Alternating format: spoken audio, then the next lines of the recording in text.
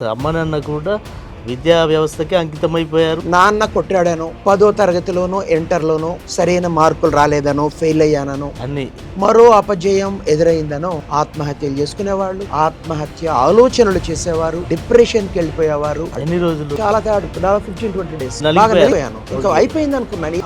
ఆలోచన కూడా వచ్చింది. అంటే ఆ వయసులో ఉండే తెలియనితనం ఒకటి, 7వ తరగతి వయసు అండి నాది. క్లాస్మేట్స్ అందరూ ముందుకెళ్తారు, నేను ఆగిపోతా అనే ఆగిపోతాను. ఫీలింగ్ ఒకటి. మా అమ్మాయి చనిపోయింది. ఈ మధ్యలో చెప్పలేను నేను. విపరీతంగా రాత్రి అంతా ఏడుస్తుంది. కరోనా వచ్చింది 4వ రోజు 2020లో నేను కేబీఆర్ పార్క్ నుంచి బయటకు వస్తే, వాకింగ్ తర్వాత బయటకు వస్తే స్నానం చేస్తుంటే 3-4 సార్లు 5 నిమిషాలు 2 సార్లు 3 సార్లు వాపించింది. ప్లస్ ఐసీయూలో రాత్రి అంతా డంగు టంగు టంగు ఉంటుందని అప్పటికి ఏబీవీపీ జిందాబాద్ అని అక్కడ వాళ్ళ మంచం పైన రాశారు. వాళ్ళదేమో ASF all India students federation.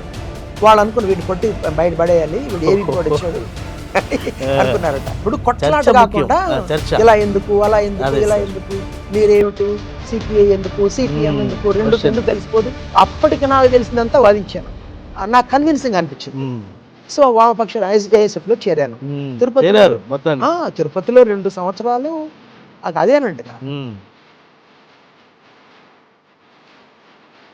ఎక్కడ దాకా వెళ్ళిందంటే తిరుపతిలో మేము రాత్రిపూట ఒక బ్యాచ్ అక్కడికి వెళ్ళాం. ఎస్జిఎస్ కాలేజీ ఎంట్రన్స్ రాత్రి 1:30 దాటి 2 అవుతుంది. వాళ్ళు బాంబు దాడులు చేస్తారని జరిగింది, ప్రచారం జరిగింది. అప్పుడు నాయకులు అనంతపురం నుంచి బాంబులు తెచ్చారు. మా నాయకులు నాకే ఇచ్చారు. చేతిలో గన్ను ఉంటాయి, గన్ను కానీ ఏదైనా ఇట్లా మరణాలు, దాన్ని ఉపయోగించమని మనసు పీకిపోతాయి. నాకు అనిపించింది కొంచెం లోపల. అక్కడికి వెళ్ళి కొట్టాము బాంబు అంటే తెలియదు. మా పైన బాంబు పెట్టేశారు. విప్లవ ద్రోహులు అని వాళ్ళు ఎవరిని పెడితే వాళ్ళు చంపేస్తారని అప్పుడు ఉండే తెలీదు ఇలా అరెస్ట్లు అవుతాయి, దొరికితే తెలుసు కానీ సాహసం